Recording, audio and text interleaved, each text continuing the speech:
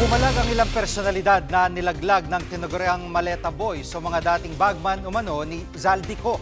Kabilang dyan ang presidential son na si House Majority Leader Sandro Marcos. Live mula sa Batasang Pambansa nangungun sa balita si News 5 House Correspondent Marian Enriquez. Marian, ano reaksyon ni Congressman Sandro sa paratang na tumanggap siya ng mali-maletang pera?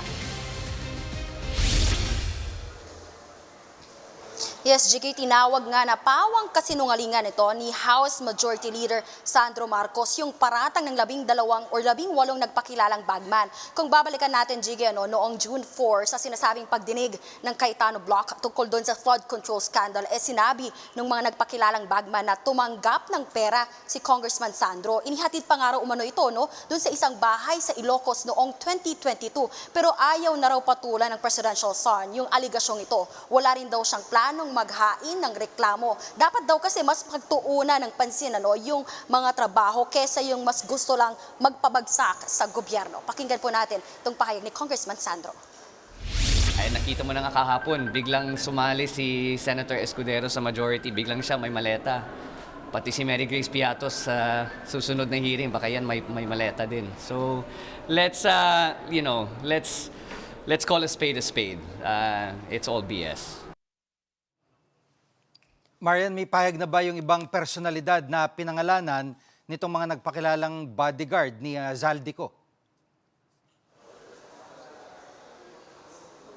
Yes, Gigi, kasama nga riyan si COMELEC Chairman George Garcia na hinatiran din daw ng bag na may lamang 10 milyong piso. Itinanggi ito ni Garcia na nagpakilala ngang napakalaking kasinungalingan daw yung aligasyon dahil hindi naman daw siya contractor. Itong si Montulfo naman nagbirong sana nga raw ay totoo yung paratang laban sa kanya. Biro pa niya hahanapan daw siya ng balato dahil dito. Dagdag pa nga ng kolumnista ay isang karangalan ang mapasama sa Maleta Boys. Itinanggi rin nung journalist na si Arnold Clavio yung paratang na tumanggap siya ng pera. Nakatatawa raw na nakalulungkot ito pero handa raw siyang harapin ang alegasyon ng walang takot. Ang GMA Network naman na istasyon ni Clavio siniseryoso raw ang issue. Susuriin daw nila ang alegasyon. Marinding itinanggihan ni Senator Kiko Pangilinan ang koneksyon niya at ng kanyang pamilya sa flood control scandal. Puro pasaring, puro alegasyon at puro palabas daw ang forum ng mga nagpakilalang bagman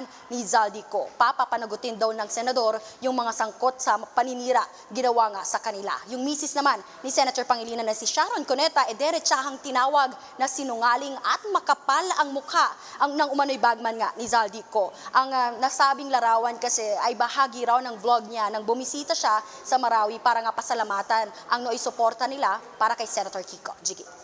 Marian, sa ibang usapin ay anong reaksyon ng mga congressman sa pagkakahalal kay Gatchalian bilang bagong Senate President?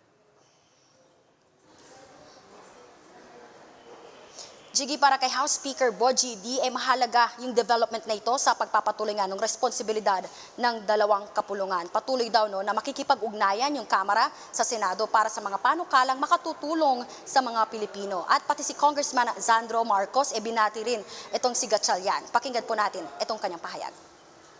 We look forward to working with him. I have worked with him during my time as a congressman. And I know how level-headed he can be. So I think that's exactly what this current political climate needs, especially there in the Senate. At may reaksyon na ba ang mga House prosecutor sa planong pagtatalaga kay Senator Escudero bilang presiding officer sa impeachment court? Yes, Jiggy, nire-respeto raw ng House Prosecution Panel sakaling si Senator Cheese Escudero nga yung iupo bilang presiding officer do sa impeachment trial. Kumpiyansa raw sila sa bigat at lakas ng ipipresentang ebidensya ng House Prosecution Panel. At pakinggan natin itong kanyang pahayag. We are fully confident that whoever sits there as a presiding officer, because of the degree and the volume of evidence that we will provide and we will present to the court, we are confident that we can actually get this through.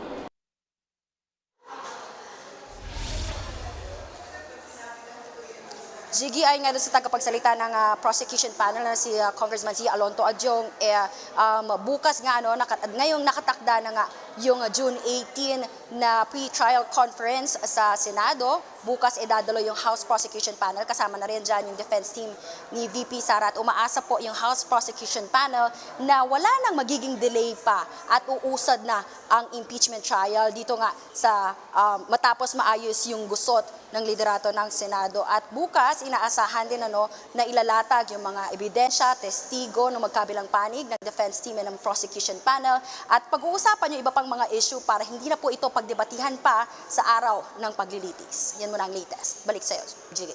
Yan ang ulat ni Maren Enriquez live mula sa Batasang Pambansa. Mga kapatid, Jiggy Manikad po. Pagdating sa mahalagang balita sa loob at labas ng bansa, dapat una sa lahat, mag-follow at mag-subscribe na sa social media pages ng News 5.